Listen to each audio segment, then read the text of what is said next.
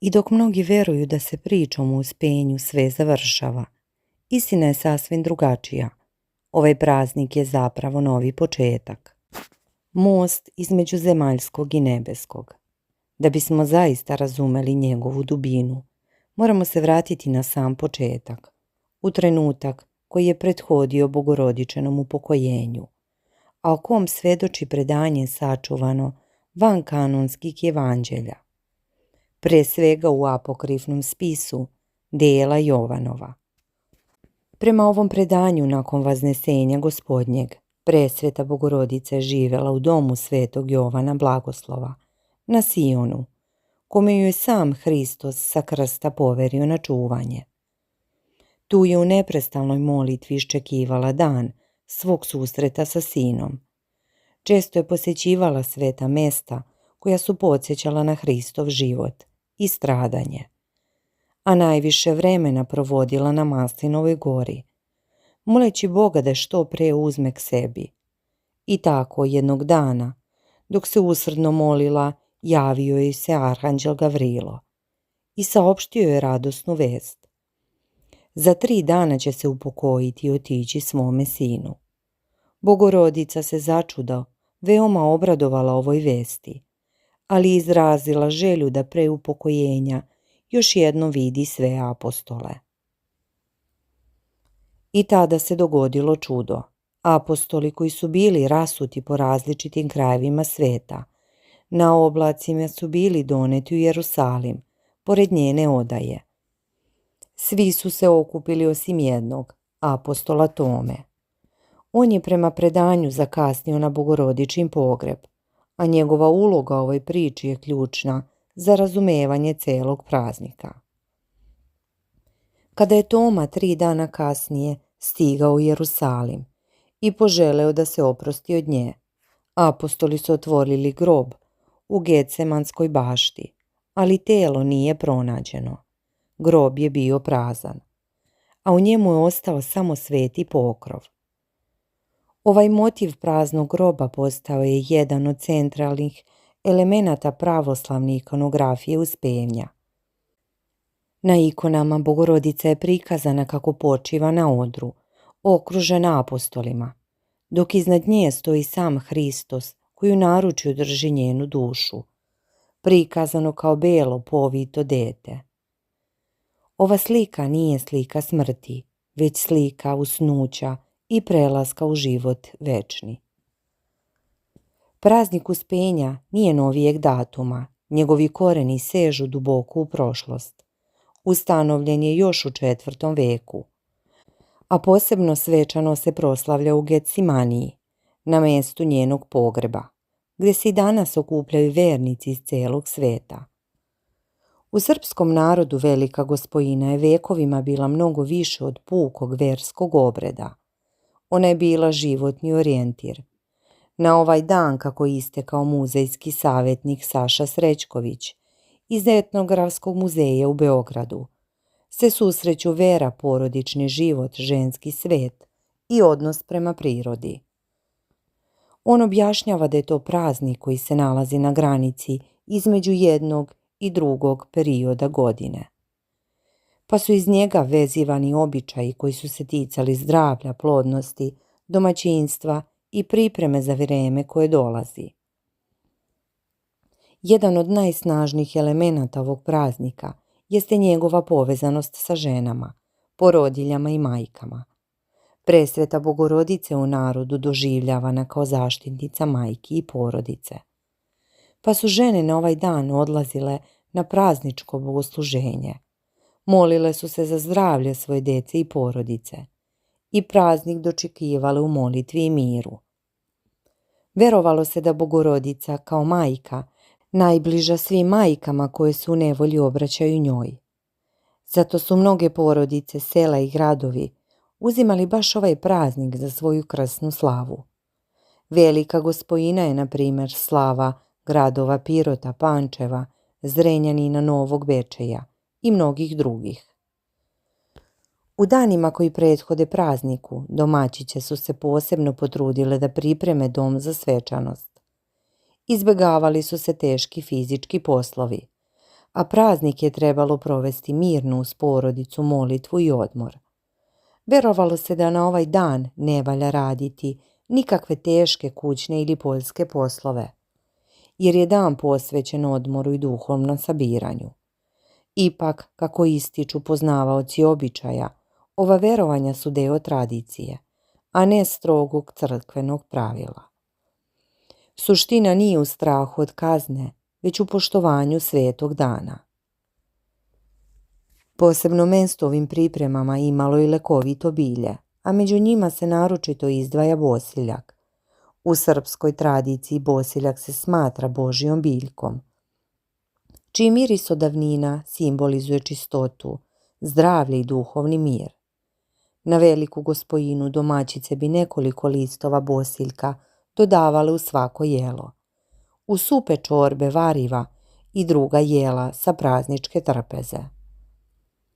Verovalo se da Bogorodica putem ove biljke pruža zaštitu domu i čuva porodicu od bolesti, nesloge i svakog zla. Nije bila važna količina, dovoljan je bio tek prstohvat, jer je suština običaja bila u simbolici. Da svi ukućani podele isti obrok, blagoslovljen ovom biljkom.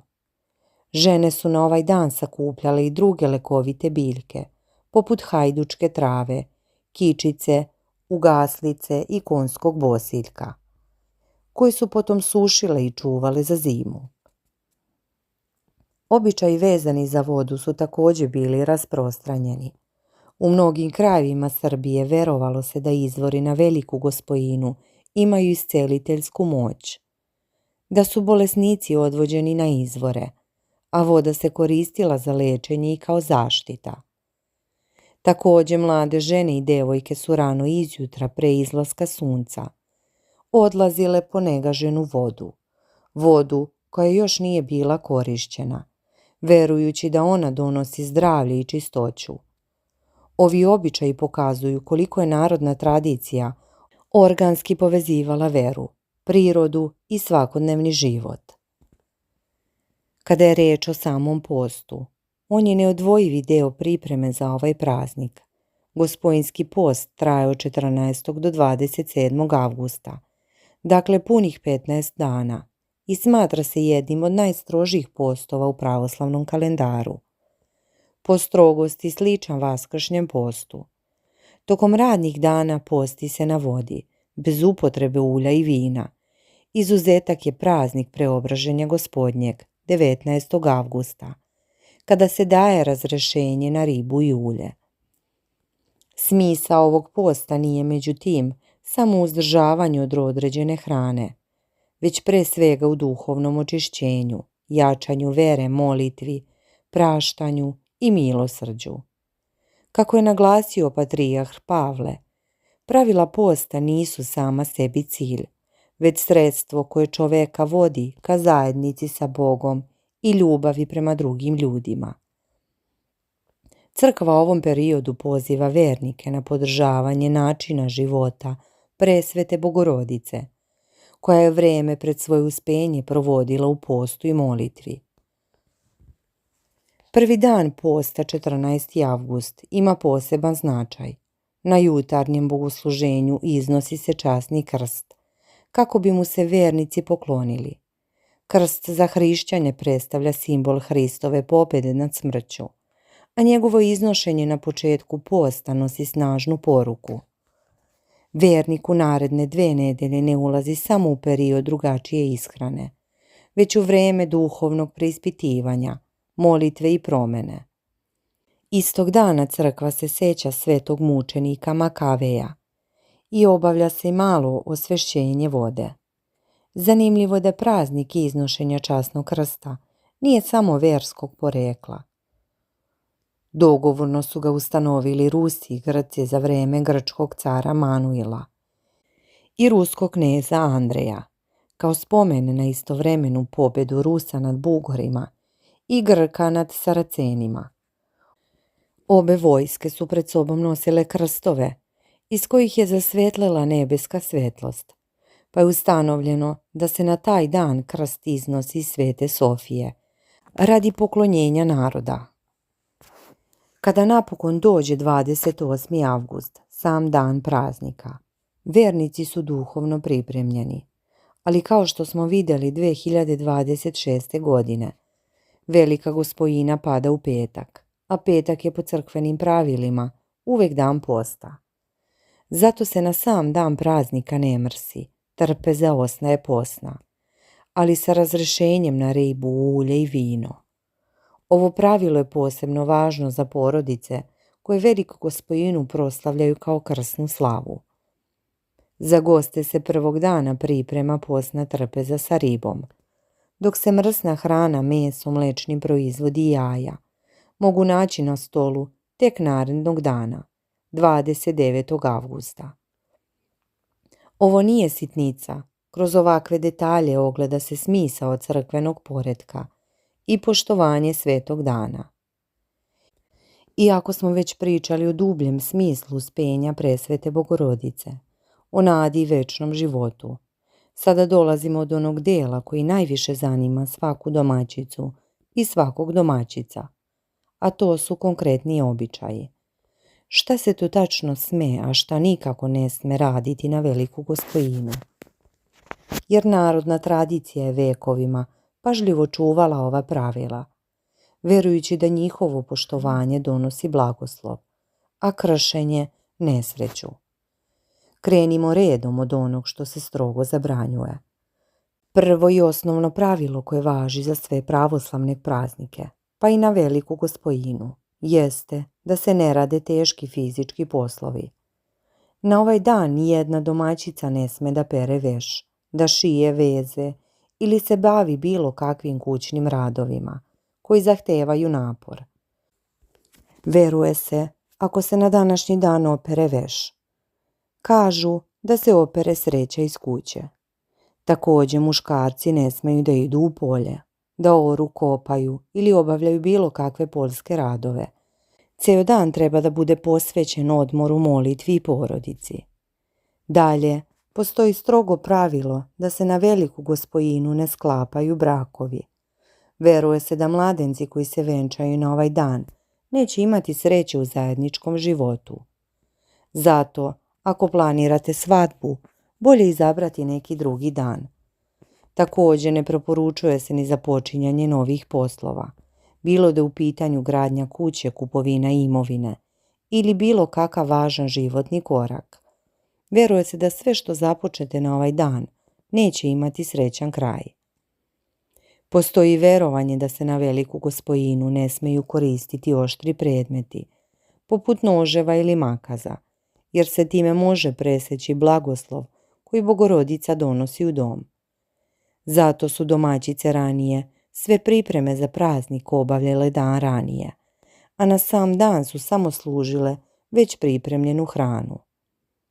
I naravno, kao što smo već pomenuli, 2026. godine praznik pada u petak, pa se ne sme jesti mrsna hrana. A sada pređimo na ono šta se sme i šta bi trebalo raditi na ovaj praznik. Pre svega, svaki vernik bi trebao da dan započne odlaskom u crkvu, na svetu liturgiju. To je najvažniji deo ovog praznika, molitva, pričešće i duhovno sabranje. Nakon bogosluženja porodica se okuplja sa svečanom trpezom, gdje se uz molitvu i zahvalnost Bogu uživa u pripremljenim jelima. Ako vam je Velika Gospojina krsna slava, tada se priprema slavski kolač, žito i sveća, a domaćin lomi kolač u izgovaranju molitve. Jedan od najlepših običaja vezan za ovaj praznik jeste dodavanje bosiljka u svako jelo. Bosiljak se u srpskoj tradiciji smatra Božjom biljkom, simbolom čistoće i zdravlja. Također na ovaj dan se sme i treba obići rodbina i prijatelji, razmeniti čestitke i provesti vreme u miru i slozi. Veruje se da je Gospojina praznik pomirenja i praštanja, pa je to pravi trenutak da se reše nesporazumi i obnove porodične veze. Mnoge porodice posećuju groblja i pale sveće za pokojnika, jer su veruje da se na ovaj dan duše pokojnika sastaju sa Bogorodicom. I za kraj zapamtite, Velika Gospojina je dan kada se ne tuguje, već slavi. Dan kada se veruje da je smrt pobedila, a ne kraj. Zato poštujte ove drevne običaje, čuvajte ih i prenosite na mlađe generacije, jer u njima žive duše našeg naroda. Ako vam je ovaj video bio koristan, lajkujte ga, podelite sa svojim prijateljima i napišite u komentarima kako vi slavite Veliku Gospojinu, koje običaje čuvate u vašoj porodici. Hvala vam što ste ostali do kraja i neka vas blagoslov Presvete Bogorodice prati u svakom trenutku.